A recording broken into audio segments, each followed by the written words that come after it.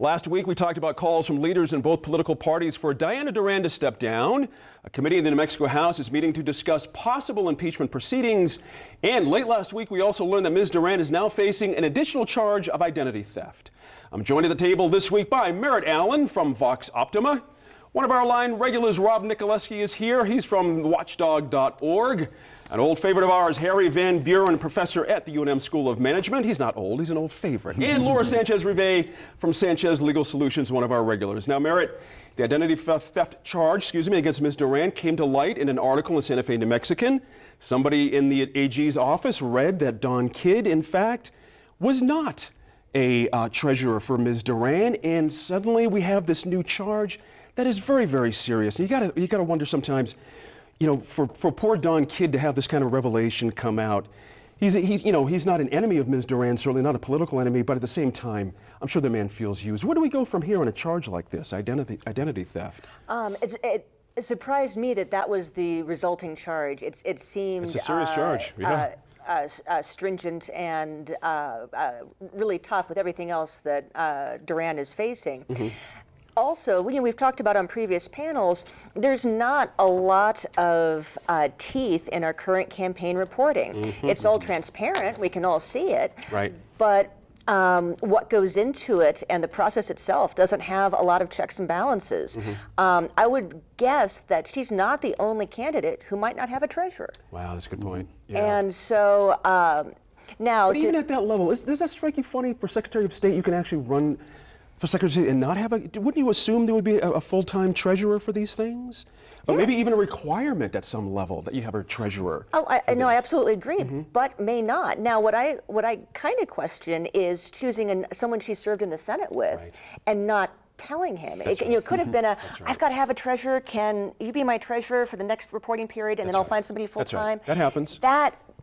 Catching him by surprise. I think that was just another really unfortunate angle to a really unfortunate story. That's a good way to put it. Harry, good to see you, by the way. And it's interesting when you think about, again, from Mr. Tripp's side of the world, or Mr. Kidd's side of the world, excuse me, what ends up happening, to this whole idea of her image now. Right. This has taken a bit of a different turn. When you're forging somebody else's signature, mm-hmm. it's a little bit different, but not, you know what I'm saying. It's exactly. a different deal. So what Duran was doing was borrowing his social capital, his good name, in order to make her campaign look good. That's and right. Merritt's point about should there be at least somebody who is watching the store in terms of being a campaign treasurer, mm-hmm. I mean, that's just the basics that you think would be in place if there's somebody running for a statewide office. That's right. Interesting.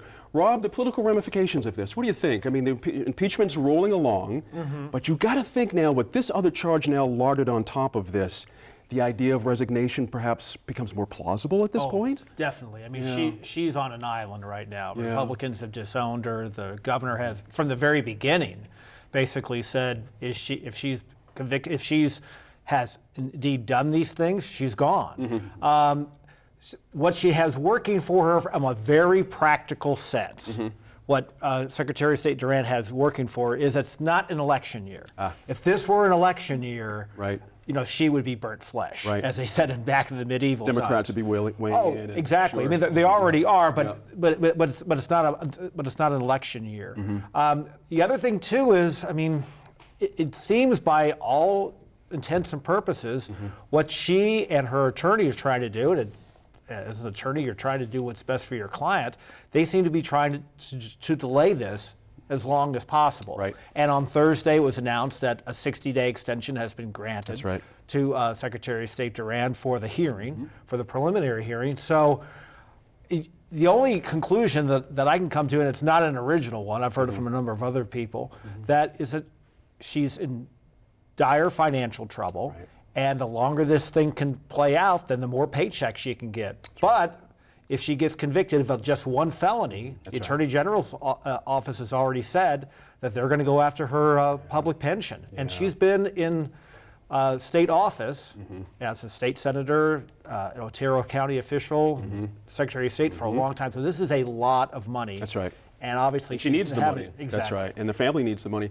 Laura Sanchez-Rive, good to see you, by the way, as well. The idea that this is a possible deterrent at this point for other people who might want to play games with their campaign financing. Is this big enough now where people will start to take a harder look at this situation? I think everybody should be taking a harder look at their campaign finance reports, even past. And I think there was a story New Mexico in Depth did about past those members of the legislature who are now retired and have some funding, That's right. some campaign funds still available in their accounts. I think everybody should be worried about this. And part of the problem, I think, back to the issue of using a former senator as a treasurer. It's not uncommon for people to use, as you said, somebody else's name, community collateral, as you will, community goodwill on their campaign as treasurer. So that's your name treasurer.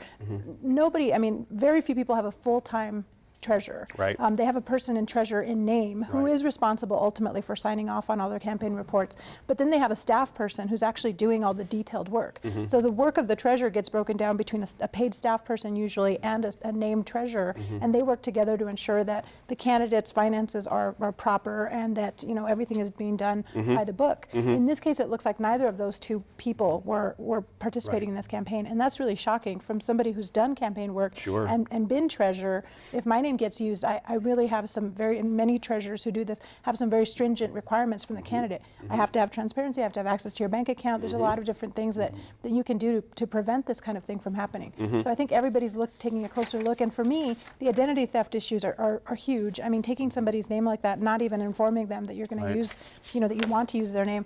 But also there's been the story about using her son-in-law's That's right, too. name Thank as you. well. That's right. And there's apparently a child custody issue Yep. involved in the whole thing as well. And I Yep. think that's all of that just speaks to, what to her integrity and what was she thinking when she's, doing all these right. activities That's right. allegedly. Well, as Rob says, it's going to be political season soon. Soon It always enough. is And we'll in New see. We'll Mexico. see what happens there. Up next, we talk about safety in schools and businesses across New Mexico.